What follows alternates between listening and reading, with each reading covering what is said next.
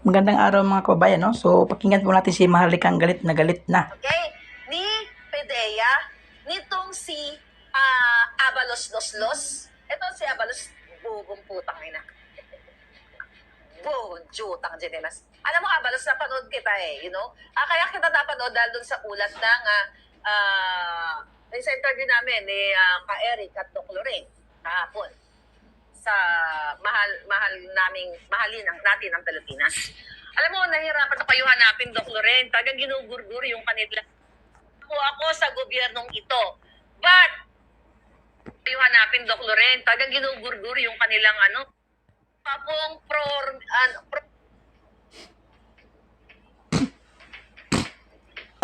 promise. Okay? Promise na sinasabi ni Puting. Kasi yan po ang defense, okay, ni Pedea, nitong si Abalos Loslos. Ito si Abalos, bubong putang ina. Bubong jutang Jenemas. Alam mo, Abalos, napanood kita you know? Kaya kita napanood dahil dun sa ulat ng sa interview namin ni ka-Eric at Doc Lorraine kahapon sa mahalin natin ang Pilipinas. Alam mo, nahirapan na kayo hanapin, Doc Lorraine. Tagang ginugurgur yung kanilang Facebook at saka YouTube. Mahalin natin ang Pilipinas. Ayan, senior ko dyan. Nandyan sa Facebook at saka sa YouTube natin. Okay. Napanood ko itong si Abalos na sinasabi niya, sa panahon ngayon, sa mga panahon ngayon, na hindi, sabi niya, hindi ka gumaganon din si bakla Ayan, no? Hindi na dapat tayo nakikinig sa, o naniniwala basta-basta sa fake news. Kasi ako nga na fake news din ako. Sabi niya, na identity theft ako. Oy, Abalos, ano yung utak mo? Sinurnog na ng pulburon? Magkaiba ang issue ng identity theft dito sa dokumentong inilabas ko. Siyo nga, magbibigay ka lang naman ng example, hindi mo pa ginalingan. Anong identity theft? Ang identity theft? Yung ginamit, let's say yung identity mo sa pang-i-scam. Diba? Pang-i-scam. Let's say, ikaw, sino dito? Samuel, I like your name, Samuel Requerme. Samuel. Samuel, wala na sa palangga. Samuel, ito Si Samuel, okay? Kaibigan ko si Samuel. Si Samuel, sobrang close kami. So, in-share niya. Kunyari, sa Amerika ka palangga, sinare mo yung iyong social security, alam ko lahat, phone number, and everything, Nag-apply ngayon ako ng credit card. Ginamit ko yung identity mo. Na-approve and everything, in-enjoy ko yung credit card, chuchu-chuchu. Diba? Ninakaw ko yung identity mo para makapang-scam ako ng tao.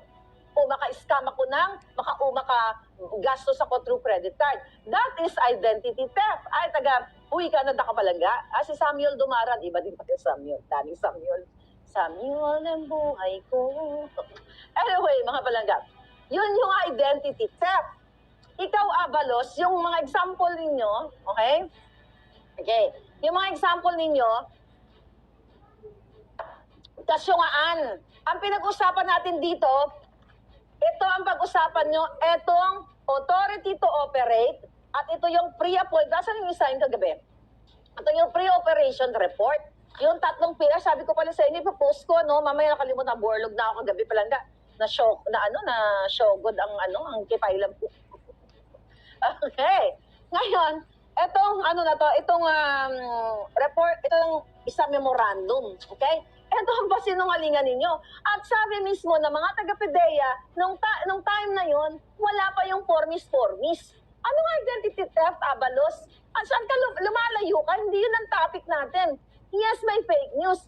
And the number one purveyor of fake news is you, and you sa PDEA at dyan sa gobyerno. Imagine yung pinagtatawanan kayo mismo ng inyong institusyon. Mismo ang kapulisan, mga bruskong, mga AFP, mga alindogang, mga taga-PDEA, matitino dyan. Kung may natitira pa naman dyan palangga. Okay? Mismo sila ang sinungaling na ang dineliver nyong debunk. Okay? Yung dineliver nyong pang-debunk dito sa issue nitong tatlo dokumentong ito ay wala sa malayo sa katotohanan. Kaya nga, ang sabi sa atin, nitong may mga hindi din itong may mga eksperyensya, may kaalaman dito sa mga papeles na to, ipakita nyo daw yung mano-manong mano-manong logbook at compilation noong 2012 na inilag ito, at kasi permado ito ng team leader mga palangga, inilag ito, ipakita nyo yon sa taong bayan. Yan daw ang tamang pagsagot, hindi yung kabubuhan ninyo. Kasi gusto nyong linlangin ang taong bayan. Kasi nga naman, itong mga dugyot na, baka makalimutan ko, may isa pa palang sinabi sa akin. Yan, dugyot, mainstream media, ayan, okay, lagay natin yan. Na itong mga ano ninyo, itong mga press release ba? Ito nga kasinungalingan ninyo na wala pang 4 days, nasunog na kayo. Okay? Sinungaling ka, Lazo. Sinungaling ka, Abalos. Sinungaling kayong lahat. Ginagago nyo ang taong bayan, kahit ilagay nyo yung mukha ko dyan sa kung saan-saan, na ako ay sinasabi nyo na fake news. Kayo ang jutang ginemeso. Kayo ang fake news. Kayo. Dahil pinagtatawanan kayo mismo ng mga tao sa loob, sa hanay ninyo, na kayo ay mga julul. Julul ka, Lazo. Kayo ni Lisa, pagbulin ko kayo Anyway, tapos sabihin nyo, walang katotohanan, mag-ingat sa fake. Kasi I challenge you, ilang araw na lang, you file a case against me here in America para magbabakbakan tayo sa korte. Kasi sa korte, hindi mo pwedeng ganito lang yan. Ay, fake news yan si Maharlika. Hindi yan totoo, damaging yan, libelous. Hindi ka pwedeng gano'n na aakusahan mo lang ako, hihingi kayo ng $10 million because of what? Libelous statement, chuchu-chuchu. Na hindi mag-i-end ang conversation sa ganyan. Kahit kayo magpa-press conference, Maharlika, kinasuhan, magbabayad ng $100 million as danyos. Julol! Mga gago, mga hidiputan, hindi ginagama, mga mango. Nami pag ano ninyo, ulo ninyo, mga mango. Sino mango? Google nyo, mango, Ilonggo yun. Bugo, wag nyo na Google. Okay. Kahit ilagay nyo pa ako dyan, ilagay nyo ako sa kulungan. Yan ang utos ni Lisa, ito, destroy Maharlika. I-edit ang picture ko, ilagay ako sa rehas. Di ba, pinapalabas pa kanila, Maharlika, dinampot na sa Amerika. Hoy, may alindog today is really, mayawa kayo. Bakit ganun pa man? Mga ungugin, siling ni Ramil gani man. Palangga. Di po, mga linti namin pang gurgurin dyan sa mga pwesto nila. Mga tanginan yung lahat, kahit lagay nyo dyan, Maharlika, nanginginig na. Di po, nanginginig daw ako palangga. Nanginginig na magbabayad ng $100 million, kinasuhan. Lalampasuin ko kayo sa courtroom. Tanginan nyo, ready na ba kayo? Lahat kayo? Kaya I challenge you, Marcos Jr., kayo, Pidea, to file a case here in America. Dito tayo, dito nyo, total. Mahilig naman kayo manindak-nindak. Akala nyo papasidak. Kasi, ipapaforensic natin to. No, actually, this is not the one. Kasi, yung original. Okay?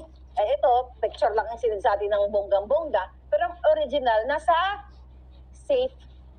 Okay, nasa safety deposit box. Nandyan sa itinago ang original na ito sa 46C. Sa 46C, sa condominium sa Rockwell. Okay? Base nagadasa na baka maka 46C, baka nasa Daza Street, baka ganun. Daza Street. Yan o ba? Ito mga hinayupak na ito, pinaggagago tayo. Basagin ko itong trip nyo Basagin ko yung trip nyo. Okay? So, ayun mga palangga. Maharlika, magkukulong na. Kulong ko kayo sa mga bisig ko palangga. Anyway, bisig, parang akong lalaki. But anyway, bigla ako yung naging lalaki. Magdanong pa man, mga kababayan, tutok tayo. Eto, Lazo, kuting. Kasi total, ayaw mo magpa-drug test. Total, ang yabang nyo Di ba gusto nyo ako makulong? Di ba gusto nyo akong kitilan ng buhay? Eto, pagkakataon nyo na sabihin sa buong mundo, na pahiyain ako sa buong mundo. Pag ako natalo dito, wala nang maniniwala sa akin. Hindi maniniwala itong mga palangga sa akin. Kahit na ngayon ay mga papuri ang ibigay niyo sa akin, kapag ako'y nagsinungaling dito at napatunayan sa korte na si Maharlika